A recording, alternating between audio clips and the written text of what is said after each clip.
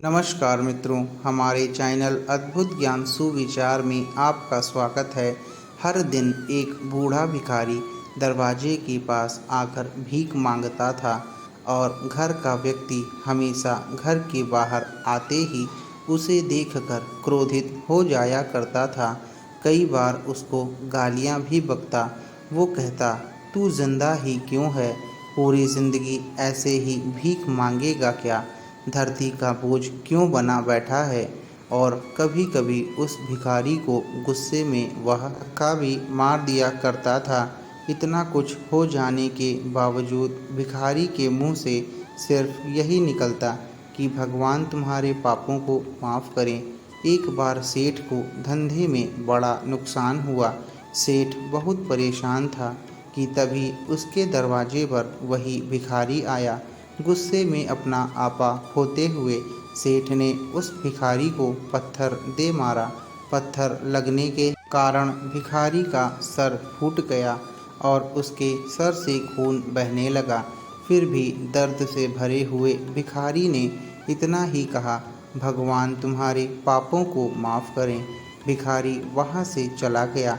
सेठ सोच में पड़ गया कि मैंने भिखारी को पत्थर मारा, फिर भी उसने सिर्फ मेरे लिए प्रार्थना की। सेठ का गुस्सा शांत हुआ और वह भिखारी की इस बात का रहस्य जानने के लिए उसका पीछा करना शुरू कर देता है। भिखारी जहाँ जहाँ जाता, सेठ उसके पीछे पीछे जाता। सेठ ने देखा कि कोई उसको खाना देता तो कोई उसको मारता, तो कोई अपमानित करता तो कोई गाली देता।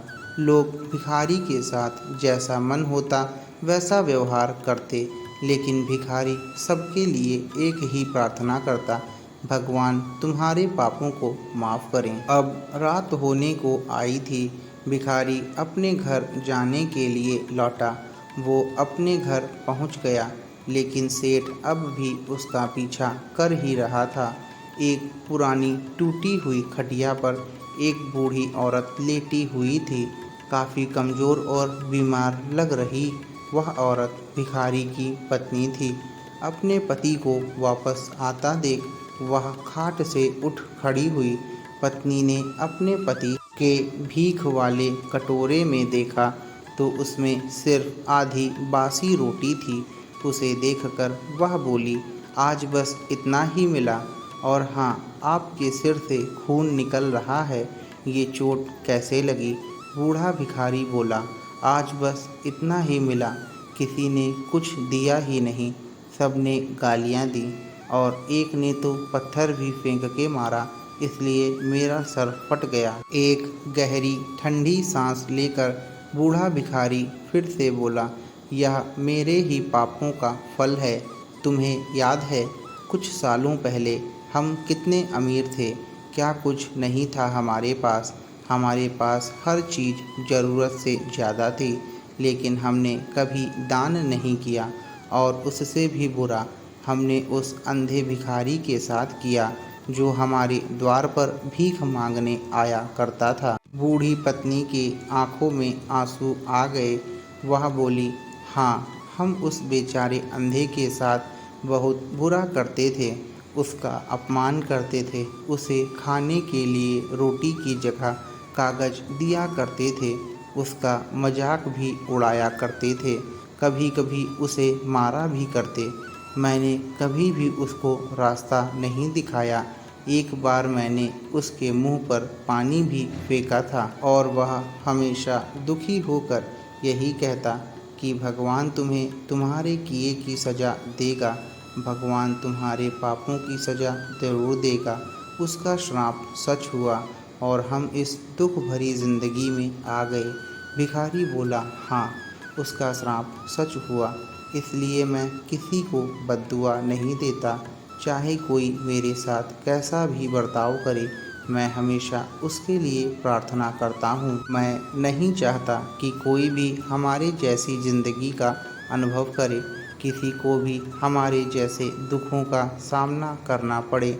वो नहीं जानते कि वह कितना बड़ा पाप कर रहे हैं, इसलिए अनजाने में हुए पाप की ऐसी सज़ा किसी को भी मिले मैं नहीं चाहता। सेठ वहीं पर छुपकर यह सारी बातें सुन रहा था। अब उसे सब कुछ समझ में आ गया था। भिखारी और उसकी पत्नी वह आधी रोटी मिल बांट कर खा गए और भगवान को धन्यवाद बोलकर सो गए। अगले दिन वह भिखारी फिर से भीख मांगने गया। सेठ के घर के पास जाते ही सेठ ने पहले से ही गरम रोटियां उसके लिए निकाल कर रखी थी। उसे देते हुए सेठ विनम्रता से बोला, माफ़ कर दीजिए बाबा, उससे बहुत बड़ी गलती हो गई। बूढ़ा भिखारी बोला, भगवान तेरा भला करे। इतना कहकर वह आगे निकल गया। दोस्तों, इस कहानी से जो सीख लेने लायक है वह बड़ी ही आसान है कि आदमी चाहे किसी के बारे में बुरा कहे या भला करे, लेकिन भगवान सिर्फ कर्म के हिसाब से उसको फल देता है। क्या हुआ अगर भगवान नहीं दिखता, लेकिन यह बात बिल्कुल सच है कि उसके खाते में सबका हिसाब बहुत पक्का होता है। इसलिए जब भी किसी के लिए कुछ भी करो तो अच्छा ही करो। दोस्तों, आपको कैसी लगी ये कहानी हमें कमेंट में ज़रूर बताइएगा। और अभी तक आपने हमारे चैनल अद्भुत ज्ञान सुविचार को सब्सक्राइब नहीं किया है तो सब्सक्राइब करें और बेल आइकन को दबाना ना भूलें।